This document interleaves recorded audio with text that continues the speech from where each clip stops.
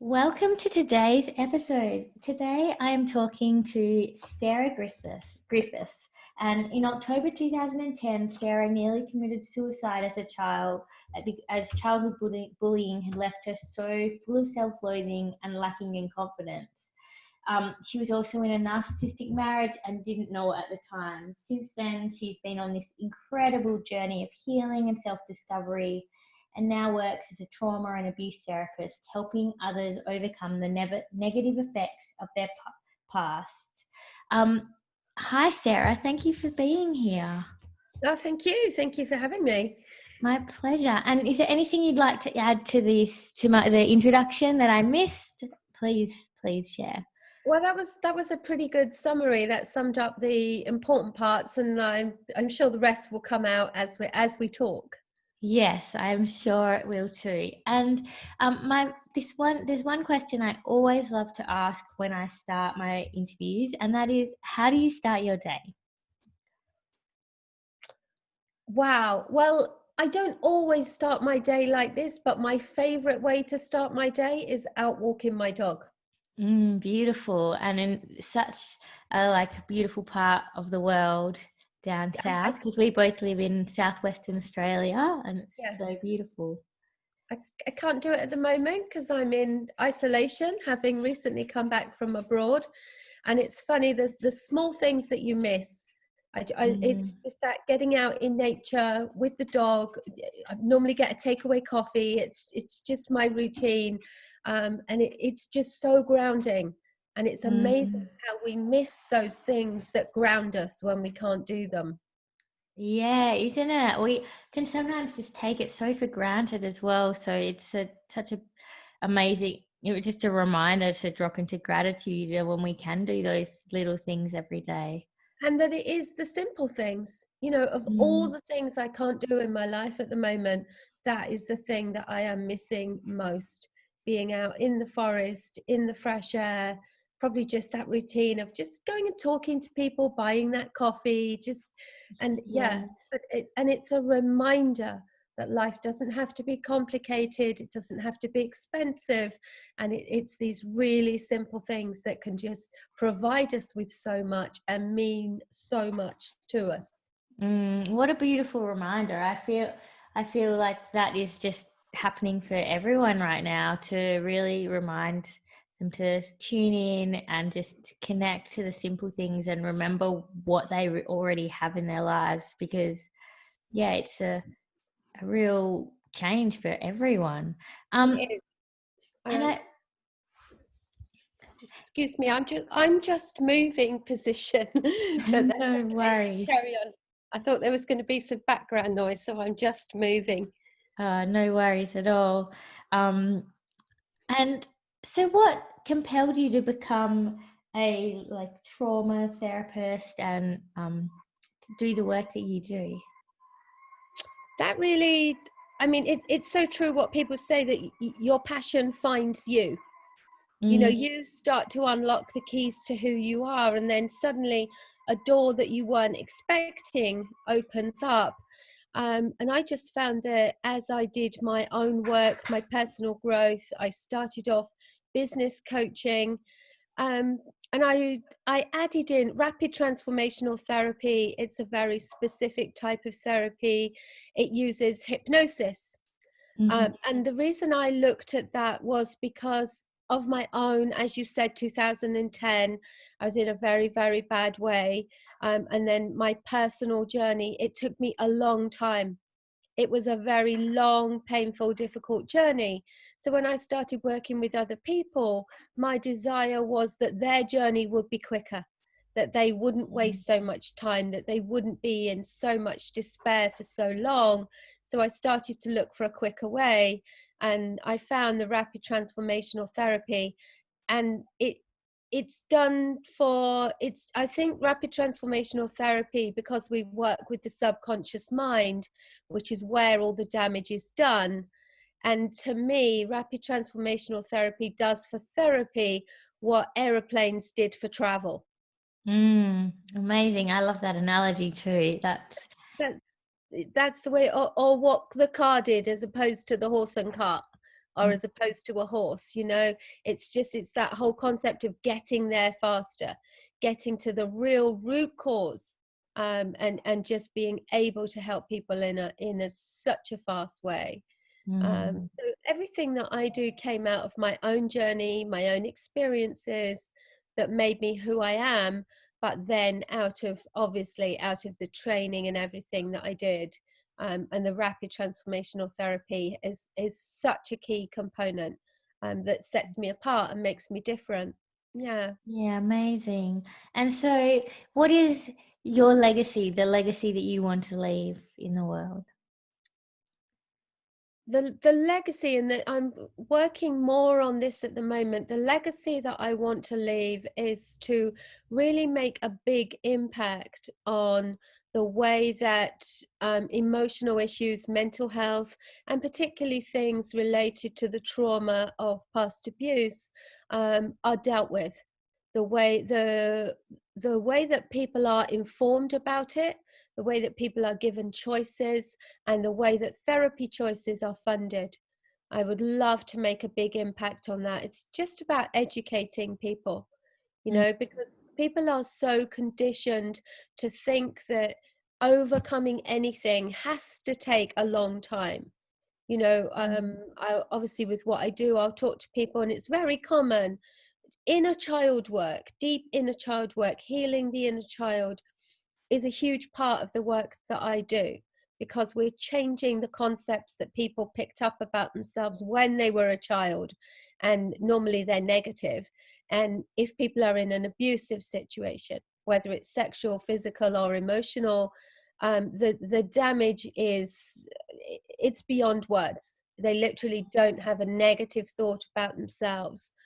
And I want people to be educated to understand that when we deal direct with the subconscious, we can quickly undo that damage. It doesn't have to take years. I'll get people come to me regularly, and they're told that doing inner child work through traditional therapy will take 2 years. Well, Wow. with me, that's probably going to take 2 sessions. I mean, we Mm. work on it all the time, but I'm not a psychiatrist. No, I'm not a psychologist. I'm a clinical hypnotherapist, and I will never ever require you to come and see me for endless months or years, so for us to deal with what you're going through. Even for complex post-traumatic stress disorder, 6 sessions with me is what people tend to do, Mm. and then we've really got them back on track. It's very, very different, and that is the legacy that I want to leave, to change attitudes, understanding, and education around holistic therapy methods that can be so superior to traditional talk therapy. Sorry, I said a lot there. I get very Oh passionate. no, I love it. It's but talk away. It's amazing. And that's just so useful and beneficial for people to, like time people want to heal quickly and not have to like take a lot of time. So that's amazing. It's so needed. Yeah. Really needed. And what hurdles have you personally faced, and or an example of one, and how have you overcome them? Do you mean personally or in my business life, or does it not really Um, matter? Whatever speaks to you, whatever like is coming forward to come out, that is what will be perfect. So I have two big ones. The one I have at the moment is, I just kind of touched on it. The one I have on the moment is people are stuck in the belief that it must take a long time, that Mm. it's not possible to do this work in just a few sessions. And that's really difficult. And again, I go back to, yeah, but people didn't believe that we could fly, until it happens. So there's always innovation. There's always something better. So that's a big hurdle for me. Mm. And I didn't understand this at the time, but what I have to accept is that in all of the personal work that I've done, all of the healing, all of the growth, the biggest hurdle has always been me. Yeah, Always. true. And for anyone who is doing anything, it doesn't matter what your outside circumstances or situation are. when you understand always that the biggest hurdle is you, and you take responsibility for everything, not everything that's happened to you, because you don't control that, especially as a child. But what we do control is how we respond, and Yes. what we do next, Mm-hmm. and the thoughts that create the actions that create the results. We are responsible for every thought that we have. We control them, and we can change the outcome of anything for ourselves by changing the thought that we have about it. And Mm. it's, having done the work now, looking back, we can blame so many other things. We'll blame a person, a circumstance, a situation, our finance, our physical condition. But really, when you look back, it was all me. Mm. I was what was in the way, always. And Yeah. that's where my clients always get to as well. No, Oh, absolutely. it's not a question of blaming anyone. You're not responsible for what happens to you. You're just responsible for what you do with that. Once you realize that you have choice, Yeah. it really is your choice what you do with this, and what you do about it. Yeah. Yeah, I totally agree. I mean, for me as well, the same thing. It's always been how I've responded, and that was the so many of the issues that I had in my life just stemmed back to how I was responding, and I was probably not responding. I was more reacting to things. So yeah, and I wanted to ask you something as well. When you were mentioning about the people think it takes a long time, do you feel that some of that is attributed to marketing? Because I believe that a lot of people out there really sell that you have to sign up for something that's going to be for a longer period of time to get the results. Yeah. Well, and also, I mean, certainly the longer you work on something, the deeper a result you're going to get. Mm, In the work that I do, most people who come to me, they either have, they've got extreme anxiety or a deep depression or complex post-traumatic stress disorder. And traditional therapy tells them that it takes a long time, from what they've seen of other people and from what they are told. When they are told, oh, we need to start on your inner child work and it's going to take 2 years, and they know multiple other people who've been told the same thing, it becomes the norm. So yes, it's about what people are told, and it's about people hearing a different story and seeing a different result and undoing these beliefs that have been ingrained, you know. But certainly I know what you're saying, and there's a lot of stuff online that does try to get people to sign up for things for a long time. And I mm, guess depending on what they are, things take a long time to develop. You learn, you grow. So yeah, so it's combinations, and it really depends. But so much misinformation about what's possible, mm, absolutely, and people just buy into it and just accept it. Because the big thing I come across is when I try and say to people, well, we can probably deal with your deep depression in 3 sessions. Work with me for 3 sessions and I promise you all of this will change. And then they're like, yes, but if that was possible, my doctor would have said so. Oh, my doctor has told me. Oh, I need this anti-anxiety med. Oh, I've been told that my depression is due to a chemical imbalance. I mean, all these things that just keep people stuck, and none of it is necessary.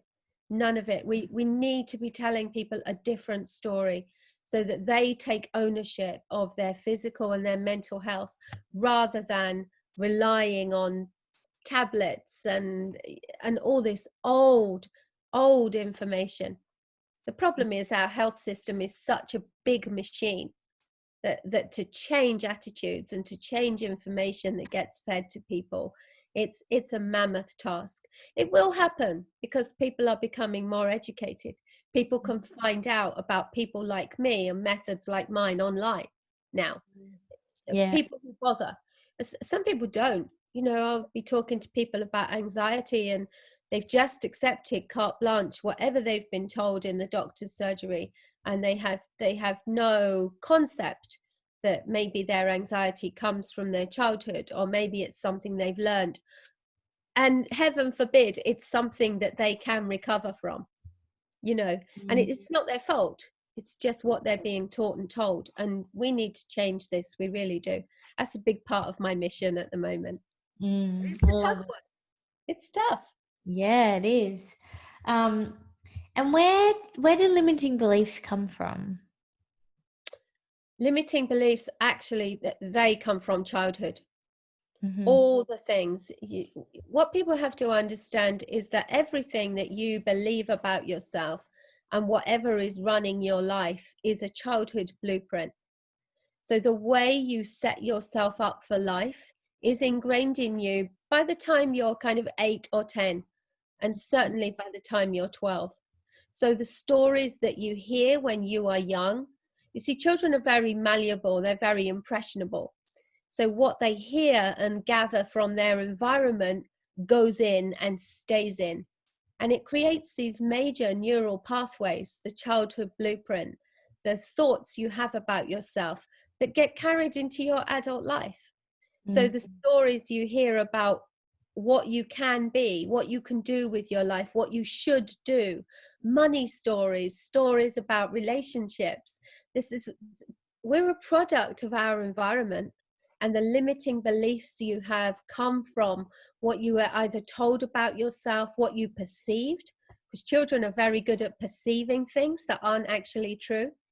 I might work with someone, let's say, who has who feels that, like, they'll have a really deep depression, and then we discover that it's because they feel unlovable, but they don't have a past of abuse, so they have no idea where this has come from. Mm, Now, this is unusual. Most people who feel this have a past of abuse, and they have reason to feel unlovable.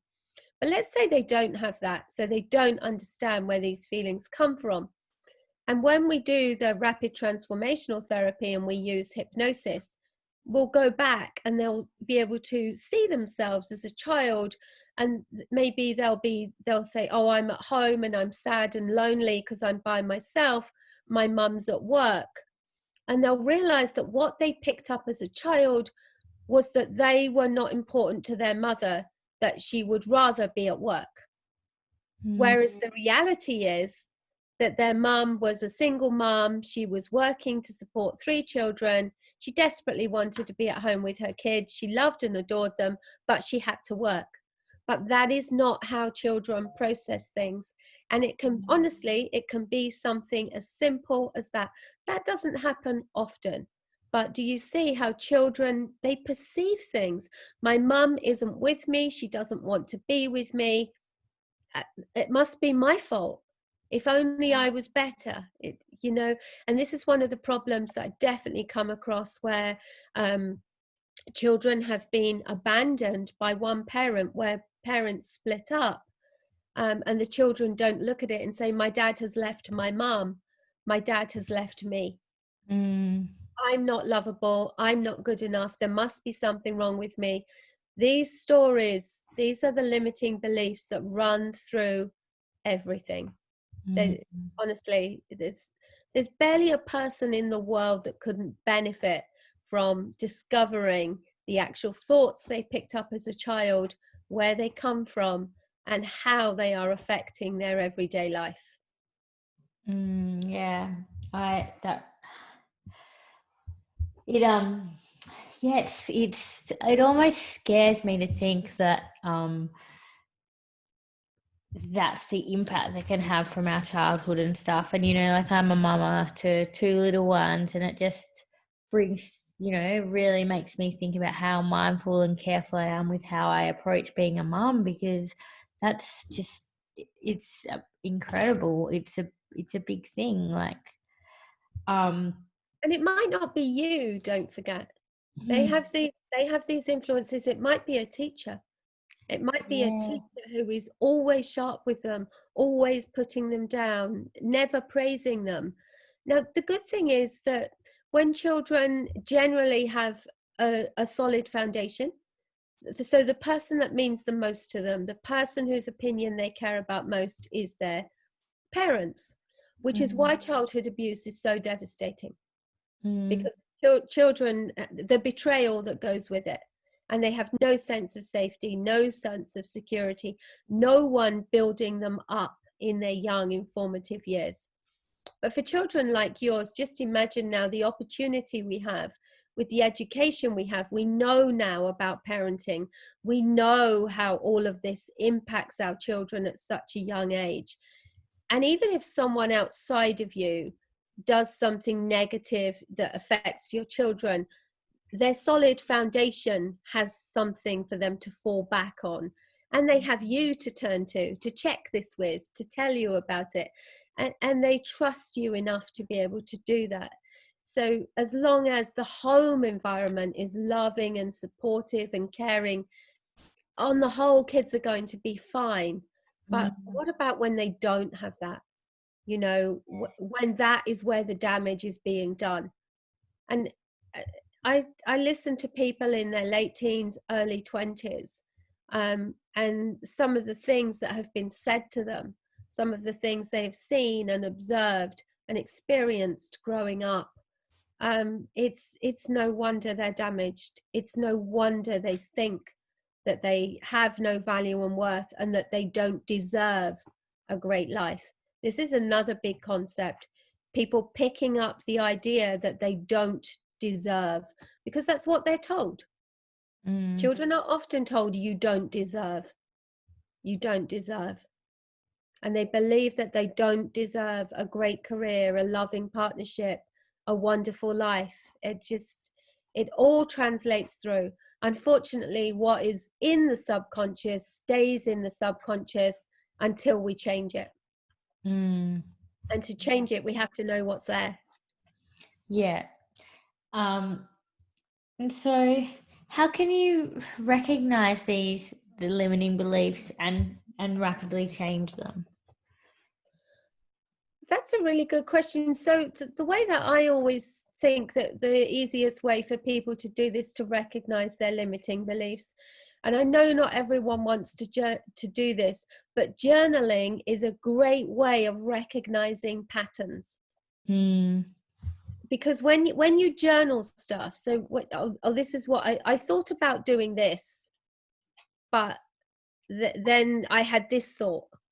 So it might be, I'd love to open a clothes shop, let's say. But I'm too afraid. And what I'm afraid of is, but I know I'm not good enough. I know I couldn't do this. I couldn't do this. I couldn't do this. And then to recognize those, not even the same thought, it might be about something different, but about how these things that hold you back, how they occur all the time. And when you journal, you can do that. And if you don't want to journal, just notice. It doesn't have to be detailed. Just make little notes to yourself. And the same thing with behavior. Sometimes your limiting beliefs show in your behavior. So that might be where someone asks you to do something and you don't want to, but you don't say no ever or rarely. Now check that behavior, make a note of that, because why am I so afraid of upsetting someone? Am I afraid of conflict? Am I afraid they're going to abandon me? And start to work these things through. So it's in recognizing our thoughts and our behaviors that we can actually even get a picture of how we're behaving and start to ask ourselves why. People pleasing is huge. And again, that's rooted in childhood. Yeah. And how can you collaborate with your mind so that it works with you and not against you? Oh, yeah, I mean, that really follows on from the last one. And I mean, your mind has quite basic rules. It's not as complex as people think. And the way to collaborate with your mind, there's a few things to understand that really, really help you. And every time, once you understand this, every time you see this, check yourself and ask yourself what's going on. So there's two things. the first thing is that your mind loves what's familiar. Your mind's job, your mind is running on ancient DNA and a primal survival system. So it loves what's familiar. Your mind doesn't care if you're thriving, it cares if you're surviving. So every time you have a new thought or think about doing something different, your mind is going to give you a fear reaction. Now, not an amazing fear reaction, but it's going to alert you. It's going to pay attention, and it is going to want you not to do it. And a lot of people would just take this and go, oh, well, if I feel like that, I'm not supposed to do it. That's not how your mind works. What you're supposed to do when you get an alert like that is kind of recognize it and say, why have I got this alert? Oh, okay, it's my fear system. It's because I'm trying to do something new. I'm moving out of my comfort zone, and my mind is alerting me that this is new and it might be dangerous. But then work it through for yourself. And that is, if you can grasp that one rule of the mind, that's a really great concept, because that keeps a lot of people stuck where they are, because they don't understand how the mind is working. And the other one is, the big one is, this is what we were saying earlier about being in control of our thoughts.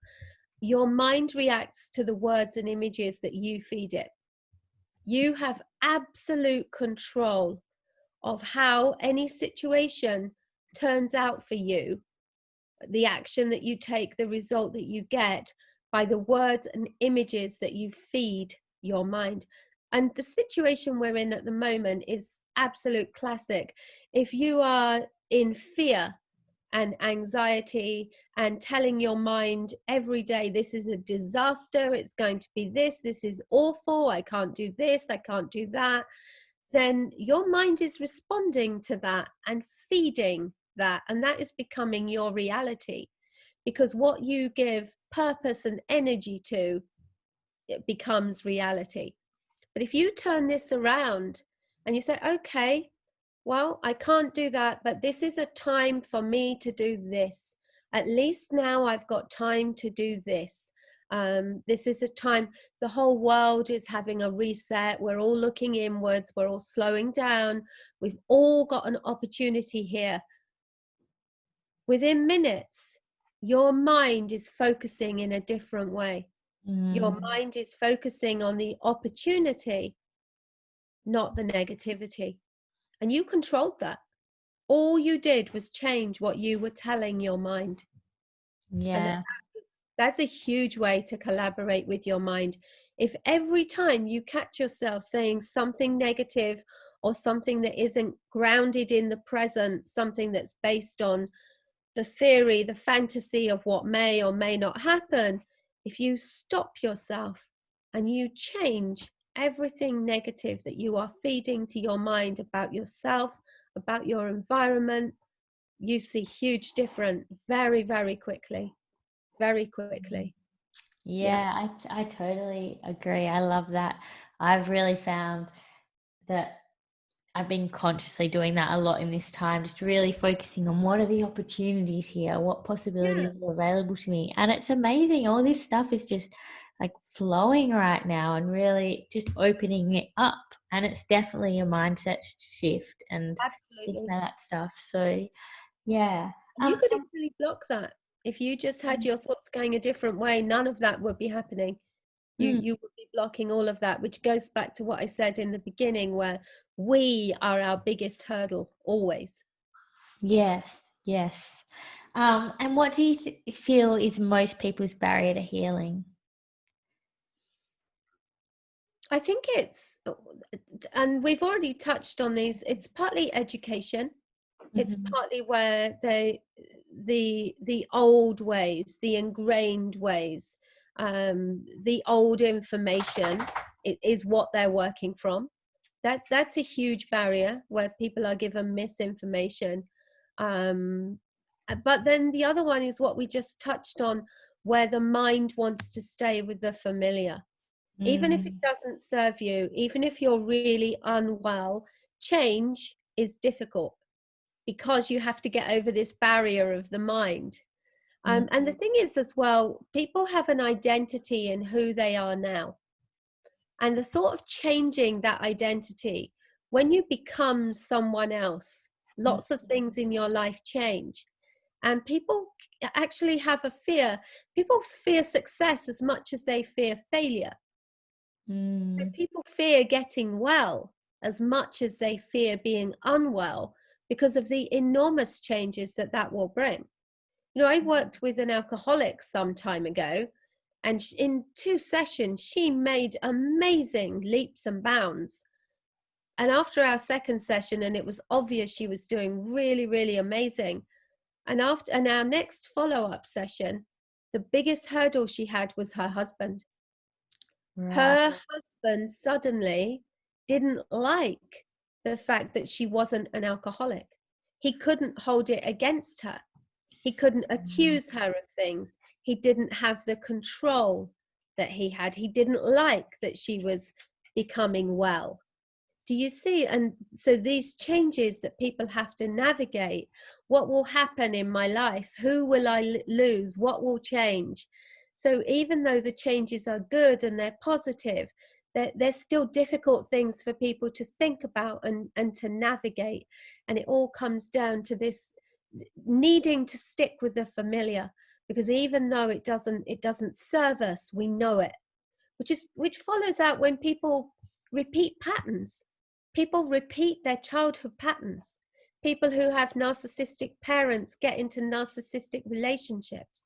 People who have abusive parents get into abusive relationships, because it doesn't serve them, but the mind is drawn to the pattern because the pattern is familiar. So the pattern is attractive, and it's it's ridiculous the way our mind works. It's not as clever as we make out, you know. It's so it's recognizing these things. But Yeah. those are the barriers. There are lots of barriers, but I think those are the main ones. People actually get concerned about, who am I going to become? You know, how is my life going to change? Even people who are used to receiving benefits for being sick. Well, what happens if I get well and I can't get my benefits? Well, then I've got to get a job, and I haven't worked for years, and I've got to put myself out there and meet with people. And the biggest problem, of course, is they're seeing those issues from who they are now. And they don't understand that they will become the person who can do all of those things.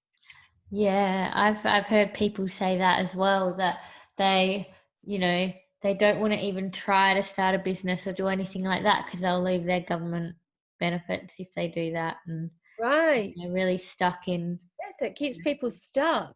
Yeah. And because they see themselves as they are now, and they don't understand that. They kind of look at it and say, well, how could I ever build that into anything? Oh Oh, goodness. hello. You know. The He cute says you've been talking to puppy. someone else for too long. So Yeah. sorry. Yeah, so because they see themselves as they are now, and they don't understand the enormous growth potential that's within them, and who they can become and who they will become when they do the right things. So yeah, those are very definite and real huge barriers for people. Mm. Um, and so what makes you feel inspired or like your best self? I honestly, that's the work that I do with my clients. Yeah, My beautiful. clients they're amazing. Mm. They've all been through, anyone who comes to me has been through a lot. And most people have been trying different therapies for years. Mm. So they amaze me because they have so much courage. Yeah. And they, even from deep within, they're still pulling something from within themselves, that they believe that despite all these years of whatever they've been through, that they can heal, that there is a way forward, and they trust me. And for people who've been abused for years, and people who've worked on therapies that haven't worked for them, to be given that trust, that's an incredible honor. It is. And that inspires me. So the work that my clients do, the way they face what they've been through, and the way they look inwards and really pull things from deep within themselves, and the changes they make and the way they embrace those changes, I get inspired by every client I work with. Even someone who books into my calendar, that inspires me, because that takes courage. They Mm, don't know me. They've been through a lot, and here they are booking into my calendar to talk to me. That's inspiring, you mm, know? isn't it? Every step of my client's journey, all of them inspire me always. And I get my growth and my continuous healing from working with them. So I give a lot to them, but they give a lot to me too. Yeah. Yeah. Yeah. It's a very, very privileged place to be. Yeah. Yeah. Um, and what are you curious about right now? I think that's probably changed in the last couple of weeks, because I'm very curious about where the world is going. What Mm. are we going to learn from what has just happened? Are we going to learn anything? Oh, yeah. I've been wondering that too. How are things going to change? And I'm not just talking about change personally, but if you look at it, and it's very easy to get distracted by just the virus, and I don't normally talk politics or anything like that, but financially, Mm, what is this creating? This huge financial breakdown worldwide. mm, Where does that go? We've never seen anything like that before. yeah. What is really happening? That's what I'm curious about. Where is this leading? Mm, That's a big question, and not in a panicked way, not in an anxious way, just in a, because I'm very solid in myself.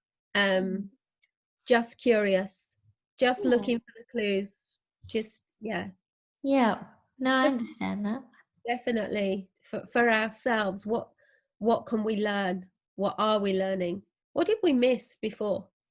You Mm, know, yeah. So yeah. interesting times to be asking that question. What are you curious about? That's a great question. Isn't Yeah. it? Yeah. I love curiosity, and I think it's a beautiful time to get curious. I think it's really important, and I'm really curious about that as well, and seeing if we do learn anything, because Mm, I'm full of hope and yeah. belief that we can learn so much from this, just whether we Well, we will. needed to. It's almost like this is the shake-up that needed to happen. There Mm, was so much. It was almost like you were struggling to find what was left that was great about life and about the world.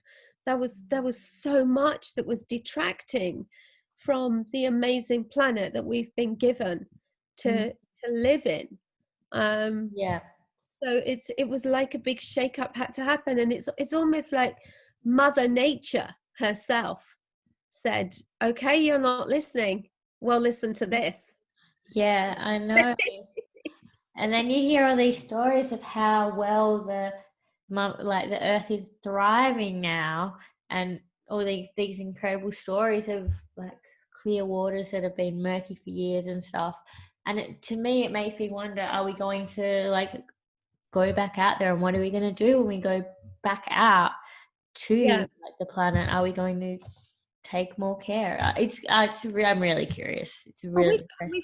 we've got such amazing opportunities for change, with businesses realizing that maybe people can very efficiently and even more efficiently work from home. You know, Yeah. I understand certainly that that can't always be the case, but how many realizations are there going to be that we can do things differently and that there is a better way? Uh, Yeah.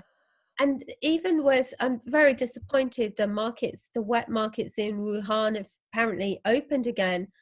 But I'd like to think that around the world we will look at our food, Mm, because the environmental impact of keeping animals for food was a huge factor in our carbon emissions. and no one was doing anything about it. So all of those things need looking at, you know, and when the world starts to get up and running again, we need to do things differently, so many things differently. Otherwise Mother Nature is just going to have her day again. Yeah, it'll throw down something even stronger, I'm sure. So, yeah. And what's your favorite book and why? My favorite book. Wow. I have so many. So do I. I am such a bookworm. But I'm going to go for one that, I mean, it stayed with me and I read it. So I read it years ago. It is a personal development book. And it's called Get Out of, this will fit totally with what I've been saying. Get Out of Your Own Way by Larry Winget. Oh, I've never heard of it. Oh, goodness me. And I think for a lot of people, if you're starting on personal development books, don't start there. Okay. That's my advice. It is where I started. But for me, it's, you know, this saying that you can't hear things until you're ready. And when I picked up this book, I was so ready for it. It's very direct. Larry Winget, he's not the nice, soft, gentle person in person. Yeah. They call him the Rottweiler of Oh, personal. right. I've He never kind of heard picks of you up him. and shakes you and says it how it is. Yeah. And his book, it accuses you all the way through of creating the mess you're currently in, and of being who you are and of what you can do to change it. It's very, very confronting.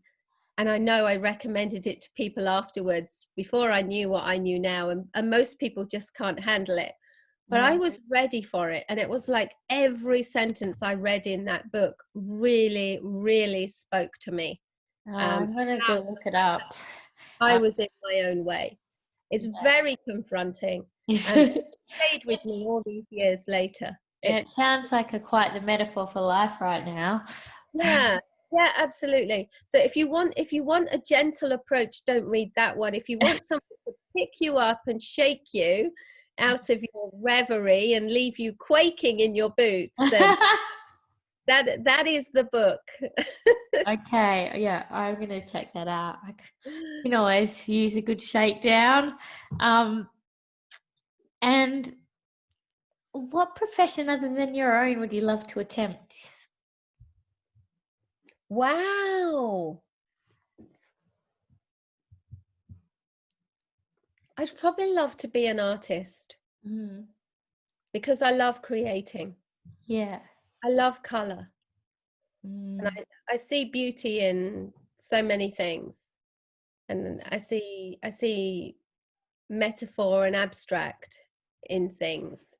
I'm a very visual person. And I would love, maybe when I retire, if I doubt I'll ever retire, but when I slow down, I'd probably like to do some painting because I think I probably could. Yeah. Yeah, it's just not my time yet. Yeah. But that I would love to be able to paint and express myself through painting. That would be amazing. Yeah. Well, there's always time to start new hobbies and stuff at the Always. right time. Yeah. Absolutely. And there's always time to change as well. One of my oldest client at the moment is 71.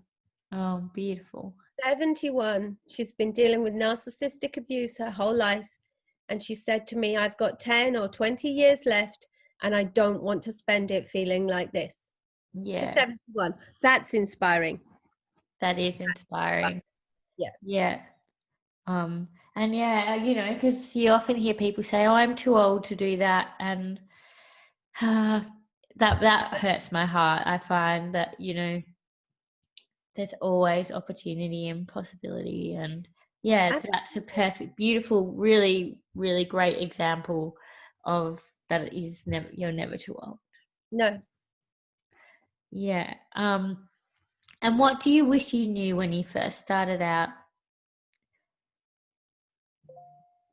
In business, or in this particular business, or I, in life, or I guess on your like when your kind of like journey to self-development, like yeah, what I wish I knew in the beginning is that I could get to where I am now. mm, Because this goes back to, we start out as who we are, and we only know ourselves as who we are. And if I had known I was going to get to the person I am today, I would have worked harder to do it. I would have got there faster, because getting to the person that you love being with every day, that's an amazing place to be. And that's not from an egotistical point of view. That's just having the confidence and knowing who you are and being able to love yourself. And for most people, that's a concept they don't understand. But when you get there and you know what it feels like, and you know it's taken a few years to get there, yeah, I would have, if I had known I could feel like this about myself and about my life and other people, I would have worked harder to get there faster. So what would you say to that fresh version of yourself? Keep going. Keep going. This is the tip of the iceberg. Personal development, personal growth, self-actualization, who we can be, what we can do, what we can achieve. It's infinitesimal. It doesn't have a cap. Just keep going. Keep enjoying it, keep embracing it, keep learning, keep growing. Yeah, it's all part of what I do. That's why I love having clients that inspire me. Yeah. And if you could remove all barriers and constraints, what project would you love to work on and be known for? It's probably not something, well, I probably would get known for this, but and this is probably kind of a hobby. I should probably be thinking about something more serious and more impactful than this. But what I would really love to do is, if I had the money and the time and there were no constraints, I would probably love to own a massive private island and do dog rescue. Oh, beautiful. Yeah. That's probably, like, I've got a dog, he's a rescue dog, my last dog was a rescue dog.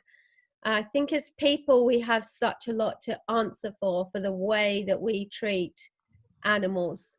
They're vulnerable, they're helpless, they rely on us, and what we do to them is, and it's no surprise because people treat children that way. So the horrors of the human race that we are.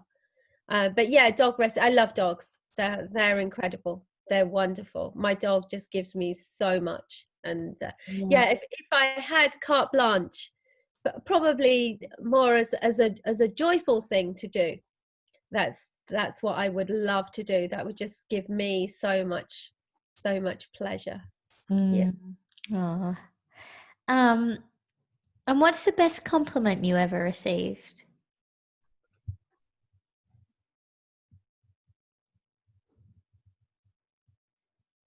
I think it's when, and this happens. It must just be the way that people perceive me. I'm not sure that there's one in particular, but it's when I'm doing work with my clients and they tell me things like, you are absolutely heaven sent.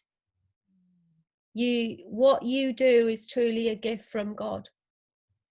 You are an angel here on earth.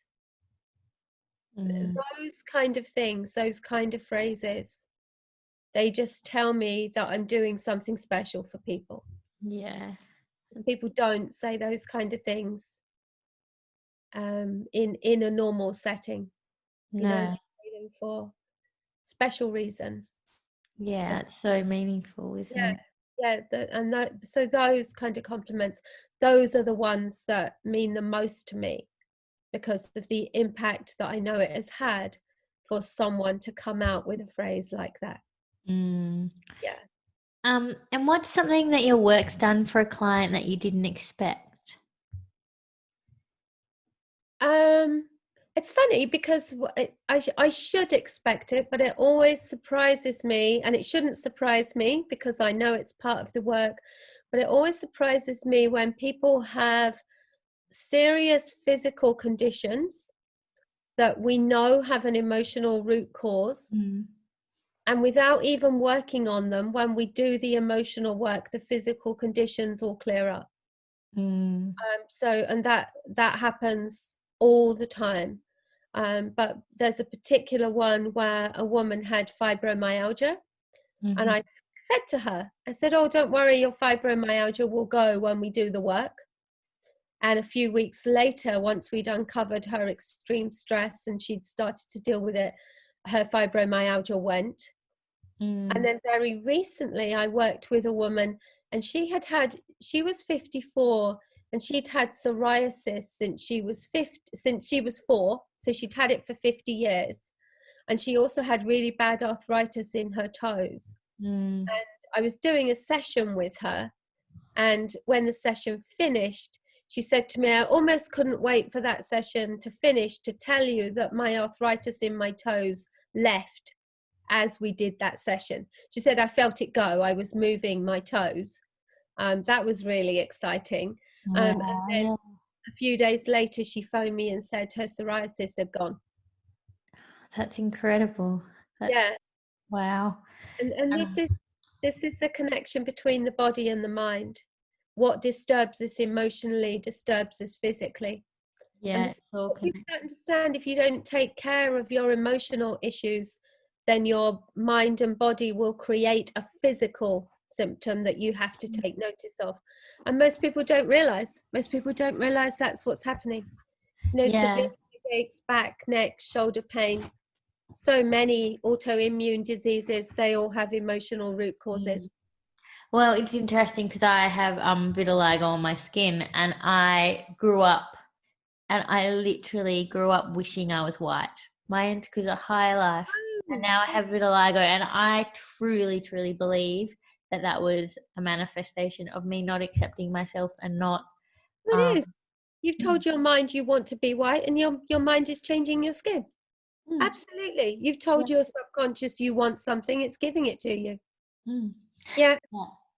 Yeah, and I remember, I used to say that to people, and because I knew I could see the relationship, and I think a lot of the coaching, like my training and stuff, I've really, since it's happened, like it happened before I was really aware of that kind of stuff, but I always could see that relationship and stuff. So yeah, it's really interesting. And the same can happen with things like unexplained fertility.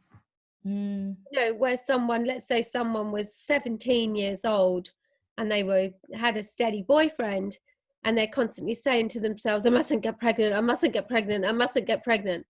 Well, that's then their mind thinks they mustn't get pregnant. And the mind hasn't caught up. The mind is still in that happens all the time, those kind of things. Yeah, our mind and body are connected, and we can't treat them separately. They're connected. What affects one affects the other, for sure. Definitely. And so what does elevating your life and soul mean to you?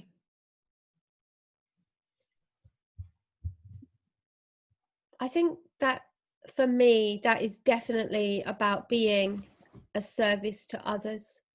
That's about recognizing and developing the gift that I have, investing in that, and being there for other people. My input into other people is a huge part of my life, and accounts for the joy that I have in my life, for sure. Yeah. So that's what it is for me. And is there anything that I haven't asked you that you wish I'd asked today before I go into sharing how people can connect with you? No, there's only, I think that maybe the only question that sometimes gets missed, and it's not just you, people miss, is what's next. Mm. What's next? So one of the things that I'm working on at the moment, and again, this is seeking opportunity in what's happened, because this is a big project that I've had on the back burner, looking at it going, that's too big and I haven't got time. Mm. And I'm launching my own podcast. And Amazing. launching a podcast, and it's called Becoming the Light from the Shadows of Abuse. And what I want to do is to interview women who have abuse in their past and have overcome that abuse to Mm. create something, to be something. And it could be like, I've got people lined up who've created huge businesses, but it could just be that someone has found the love of their life and learned to have a loving relationship. It Mm. could just be that they have learned to get through the day without anxiety, Mm. because all of those things reach different people on different levels. Someone who's crippled by anxiety can't relate to the person who's running a multi-million-dollar business, but they can relate to the woman who was in their shoes and has overcome their anxiety to be able to do ordinary things without that anxiety. So Mm. yeah, so it's all aimed at inspiring women who are currently in abusive situations, because so often they feel trapped, they feel helpless, useless, and they think they can't have, there's no way out. And I'm just hoping that by sharing the stories of other women who have been there and have overcome, it will give them the courage, and it will light that path. Yeah. Mm. I truly believe it will. I think it's giving permission for people to share their own vulnerability and be open to possibilities. So I think that's a really needed and useful topic and really heartwarming. So yeah, I personally know I'll definitely be keeping my eye out for that. Sounds Oh, great. amazing. Well, I'll let you know when we launch it. I'm working on it at the moment. So for me, yeah, that do I like what's happened at the moment? No, but will something extremely positive come out of it? Absolutely. Mm. I'll make sure that it does. And as you said, Definitely. it's about always being curious and just looking for those opportunities, creating those opportunities. It Mm. would have been easy to sit back and say, no, I'm going to spend 2 weeks watching Netflix while I've got all my other work as well. I'm going to slow down. I'm going to free up some space for myself. But no, Yeah, there's an opportunity here to really do something that could have a big impact. So that's what I'm working definitely. on. Definitely. And so how can people connect with you? What offers do you have out there? Yeah, so I'm assuming you put the links, do you, I'll in put the the links, yeah. Yeah, so the way to find out about me is my website, Mhm. www.sallyg.com. I'm on all the platforms. I don't do much on Instagram. I do most of my stuff on Facebook, Mhm. although that will change. But I do have a very big YouTube channel as well. Okay. So I'll send you the links for that if I haven't already. I can't remember. So I've got a Mhm. big YouTube channel. I put lots of videos on there to help Right. people deal with different things. I've also recently launched a masterclass Mm. to tell people about the 5 beliefs that they need to overcome to rapidly overcome CPTSD, complex post-traumatic stress disorder. So if you haven't got the links for all of those, I'll send them through to you. But the Right. best way is to have a look at my website to find out about me, and then contact me. I've got various ways of working with me, and I never work with anyone until I've had a free 30-minute session with them, Mhm. because I want to understand them. I want them to know me, make sure we're a good fit, and I want to make sure I'm going to get a result for them. So Mm. we'll only work with, you can't just book in and turn up or just end up on a call with me. The work is much deeper than that. And I have to set things up properly. Yeah. Yeah. So Amazing. yeah. Well, this has been such a pleasure. Thank you so Okay. much for being here today. I really appreciate it. I've loved having you. Thank you for Um, having me. And yeah, thank you to people like you who are helping us all to get these so important messages out there to help people stop living with these old ways, these old beliefs, these old expectations, and realizing that there is a different way. I think things are changing and that they can change too. So I appreciate you. Thank you. Thank you so much. Have a great day. Thank you.